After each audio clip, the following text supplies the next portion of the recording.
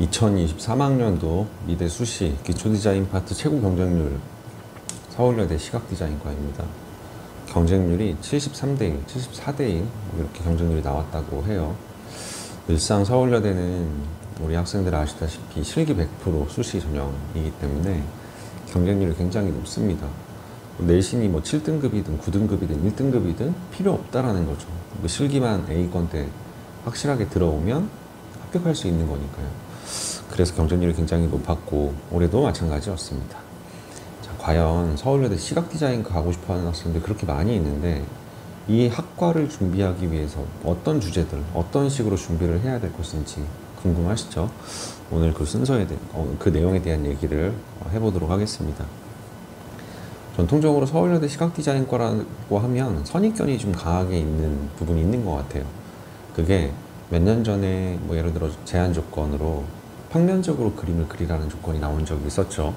그게 2020학년도 문제인데 알파벳 A 대문자와 소문자와 그리고 전선을 가지고 평면적인 구성을 하시오라는 문제가 나온 거였거든요. 그때 이제 처음으로 거의 뭐 건국대학교 기초디자인 형식과 유사한 평면적 구성을 하시오라는 조건이 나왔기 때문에 일반대 기초디자인이랑은 좀 다를 것이다. 다르게 그려야 된다는 생각을 많이 했었습니다.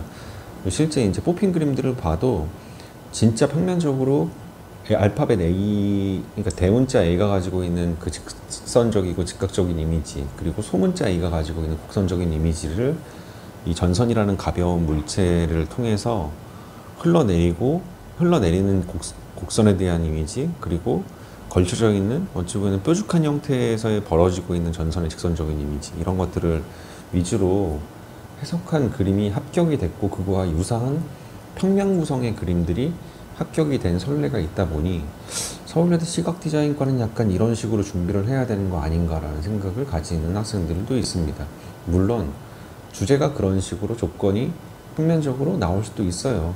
왜냐하면 예를 들어서 뭐 한 5명 정도의 교수님께서 각각의 이제 본인들이 내고 싶어 하시는 주제들을 낸다라고 하면은 어떤 교수님은 이런 식으로 평면적인 거를 좋아하는 교수님도 있을 것이고 시각디자인과이기 때문에 그래픽적인 걸 굉장히 선호하는 교수님들도 계실 것이고 애초에 뭐 아예 그냥 타이포그래피를 하라라는 문제를 내는 교수님도 있을 것이고 나는 자연물을 좋아해?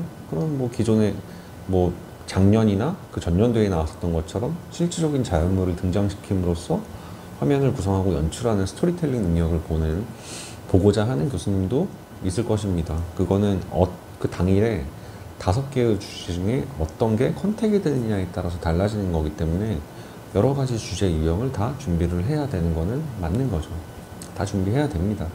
하지만 서울여대는 시각이기 때문에, 그러니까 서울여대 시각은 평면이라는 인식이 강하다 보니 이게 많이 나올 거야라는 선입견, 그거 하나만을 준비한다라는 건 굉장히 위험할 수 있다라는 생각은 꼭 가지고 준비를 하셔야 돼요. 뭐 때에 따라서는 2019년도에 헬멧이랑 또 딱딱한 공구류 이런 게 나온 적이 있었거든요. 그러니까 시각이랑 전혀 상관이 없는, 그리고 자연물과 전혀 상관이 없는 그런 진짜 딱딱한 인공물, 뭐 공예과나 산디과에서 나올 법한 문제 아니야? 라고 생각되는 소재들도 나왔었던 적이 있었기 때문에 다양하게 다 준비를 해보는 게 좋다라고 말씀을 드립니다. 아까 말씀드린 것처럼 자연물이 나왔던 때도 있었습니다. 고양이하고 털실이 나왔을 때가 대표적이었는데 이런 주제가, 그러니까 이런 소재가 나왔을 때 같은 경우는 기본적인 배치와 배열에 의해서 화면 구성을 하는 거에서 끝나는 게 아니라 사실 놀이를 하고 있는 그런 스토리텔링 능력이, 그리고 스토리텔링이 필요하다면 고양이의 표정 혹은 고양이의 동세가 굉장히 중요하게 되겠죠. 그런 드로잉력까지도 발휘가 돼야 되는 문제가 나왔던 적도 있었고요. 그리고 작년 수시 같은 경우는 달팽이와 손을 가지고 표현하시오라는 문제가 나왔었죠. 그러니까 기본적으로 뭐 손도 그렇고 달팽이도 그렇고 자유곡선적인 자연물을 가지고 표현을 하는 거고, 달팽이가 가지고 있는 느림에 대한 이미지, 또 손으로 할 수 있는 여러 가지의 포즈들, 손으로 어떤 생명체라든지 혹은 뭐 달팽이의 형상을 손으로 만들 수도 있겠죠. 포즈를 취해서 이렇게 해서 서로 연결하는 스토리텔링을 보고자 하는 문제가 나올 수도 있는 겁니다. 다양하게 다 준비를 해야 돼요. 자연물 나왔을 때 다시 얘기하지만 포즈, 동세, 그리고 혹시 표정이 나올 수 있다면 표정까지도 잘 연출해 주길 바랍니다. 저희 그린섬에서는 서울여대 준비하는 친구들, 수시로 서울여대 준비하는 친구들을 위해서 이제 여러 가지 유형의 주제들로 시험을 한번 본 적이 있었습니다. 더 배틀 시험으로. 그때 이제 우수작들을 오늘 좀 소개를 해드릴 건데, 주제 자체는 두 가지의 문제를 준 겁니다. 하나는 전통 문양과 쇠사슬을 줬습니다. 그러니까 평면적으로 아이들한테 평면 또는 입지적으로 해석하라고 표현을 하는 문제였기 때문에 그 전통 문양 같은 경우는 평면으로 해석한 그림들도 있었습니다. 합격이 아니죠. 합격할 우리 준비하는 학생들의 그림들을 잠깐 살펴보면 이 평면이 가지고 있는 문양과 선적으로 길게 뻗어나갈 수 있는 사슬에 대한 이미지를 시각 디자인과이기 때문에 아무래도 전체적으로 완성을 한 그림들 자체의 공통적인 이미지는 여백이 시원하게 좀 많이 비어 있다라는 부분입니다. 그리고 선과 점 혹은 선과 면에 대한 요소를 표현을 하는 거기 때문에 일단 이 조형에 대한 원리가 확실하게 그림상에서 드러날 수 있는 그림들이 좋은 평가를 받을 수가 있는 것이겠죠. 두 번째 주제 같은 경우는 개를 줬습니다. 학생들한테. 생각보다 아이들이 뭐 달팽이도 나왔었고 고양이도 나왔었기 때문에 개가 안 나오리라는 법은 없겠죠.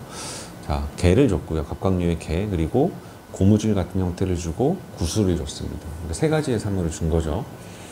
긴장감을 표현하시오라는 제한 조건을 줬기 때문에 그 긴장감을 뭐 개의 다리와 고무줄의 관계를 속에서 표현을 할 수도 있는 것이고요. 그리고 뭐 무거운 그 유리구슬, 그러니까 구슬이 쏟아져 내려오기 직전의 상황에 그 밑에 개가 아슬아슬하게 그거를 받아내려고 하고 있는, 그러니까 굉장히 그런 위험한 스토리텔링을 보여줄 수 있는 상황들에 대한 연출들이 얼마큼 잘 되어 있느냐가 어찌 보면 좋은 점수를 받는 조건이었다라고 보면 될 것 같습니다. 굉장히 우수한 그림들이 많이 나왔기 때문에 지금 이렇게 보시는 그림들 보시면서 저 정도의 자연물과 스토리텔링이 나왔을 때는 이런 식으로 연출을 해야 되는구나, 혹은 평면적인 사물들이 나왔을 때, 평면에 대한 혹은 조건들이 나왔을 때 이 정도까지 연출을 해야 되겠구나 라고 생각을 하시고 남은 기간 준비하시게 되면 73대 1? 뭐 사실 어느 해에도 서울여대 시각디자인은 항상 이렇게 경쟁률이 높았었거든요. 항상 합격하는 아이들이 있듯이 우리 학생들도 합격할 수 있지 않을까 생각은 합니다.